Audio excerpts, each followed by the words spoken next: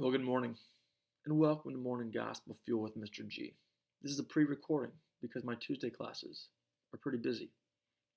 So, it is Tuesday, January 25th, the third week of Ordinary Time, but it is the feast day of the conversion of St. Paul, which is um, like I said, a feast day in the church because it's a big deal of just the influence of what Paul the Apostle had on the early parts of the church.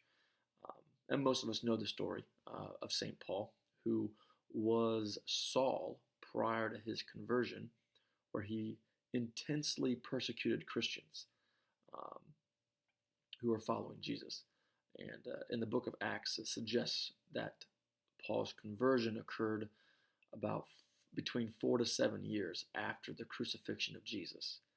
Um, but he had a very powerful conversion, and where it's described as being miraculous, supernatural, and very revelatory in nature, where it just revealed the light of Jesus, where he had his conversion, where it was that powerful, uh, where Saul was blinded for 3 days on his road to Damascus, where he was going to persecute more Christians and put them to death for following Jesus.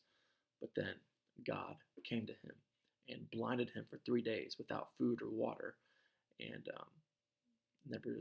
so of course, God was in communication with Saul, which caused that conversion, where he took the name of Paul, his new name. So, big figure, historical figure in Christianity. So that is what we are celebrating today. Today's gospel is from Mark chapter 16, verses 15 through 18. Let's begin in the name of the Father, Son, and Spirit. Amen. He said to them, go into the whole world, and proclaim the gospel to every creature. Whoever believes and is baptized will be saved. Whoever does not believe will be condemned. These signs will accompany those who believe. In my name they will drive out demons. They will speak new languages. They will pick up serpents with their hands. And if they drink any deadly thing, it will not harm them. They will lay hands on the sick, and they will recover. So today's gospel from Mark is the commissioning of the 11, but it just shows the authority that Jesus gives the apostles to do supernatural things by natural means, by as far as being baptized and what that does. And all those who are baptized will be saved, but must act upon that, as we know. And it also says they will pick up serpents with their hands, and if they drink any deadly thing, it will not harm them. Keep in mind that Jesus, that doesn't say, hey, we can go drink the venom of snakes and be okay. It's a spiritual harm.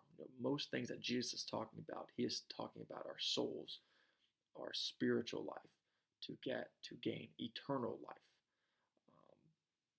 So that is what happened with this deep conversion of Paul that we discussed. And so as we kind of go through